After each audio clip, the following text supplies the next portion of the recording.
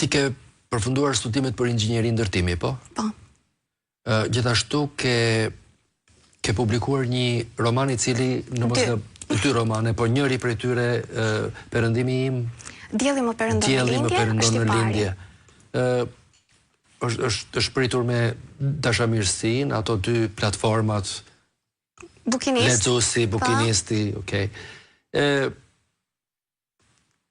Të krijohet përshtypja menjëherë që ke një afinitet me letërsinë patyshim, po me kulturën, me komunikimin nuk diskutohet, nuk ke frikë, artikulon guximshëm teza të forta, edhe njëkohësisht I tregon nuk di kujt.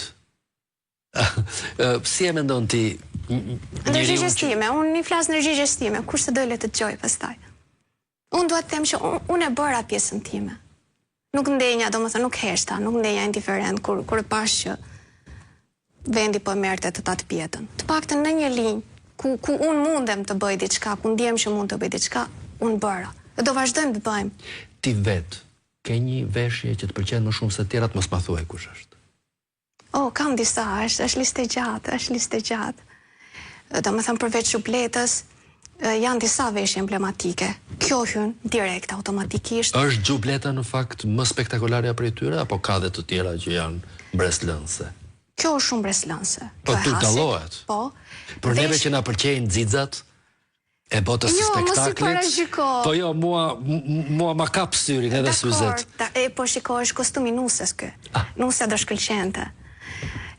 Veshja e rekës së epërme në Maqedoni të Veriut, e shqiptarëve atje.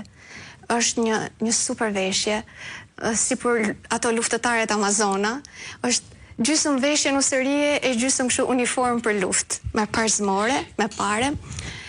Ke pastaj veshja e gurguricës shumë e bukur. Am pyetet tash ti, nuk mbaroj lista. Ti e re. Po dikur kur bëheshin festivalet e Gjirokastrës, por edhe ansambli shtetit, Lili Cingu, kolegët e saj, kishin atë vallën e famshme të pogonishtes. Ato të dropullit. Ndoshta që ato kishin një veshje shumë interesante me gjerdan të tërë, krejt imponent, që ishte jo vetëm art, po ishte edhe pasuri, po ishte spektakularitet. Ekzistojnë veshje aq të shtrenjta nga pikpamja e stilit dhe e punimit? Po, kjo që thash veshja e rekës së epërme është goxha e rëndë në elemente, është e vështirë për të punuar, edhe ta bësh sot kushton shumë. Por duke I gjetur si eksponat të vjetër nuk kushton aq. Pastaj unë do të përmendja e kam shumë për zemër veshjen e Zadrimës. Mendoj që nuk ka vëmendjen që meriton në fakt ajo veshje. Veshja e Mirditës pa diskutim, por mirëditorët kanë një gjë të mirë që e reklamojnë vetë, e kanë marrë vetë në dorë frenat e kësaj pune dhe e reklamojnë. Të paktën kohët e fundit e shoh gjithandej që veshja e Mirditës ka marrë zë, ka marrë vrull dhe është gjë shumë e mirë.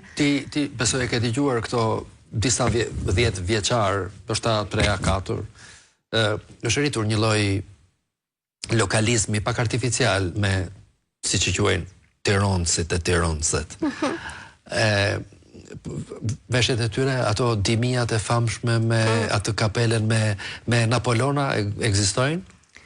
Sigurisht ekzistojnë.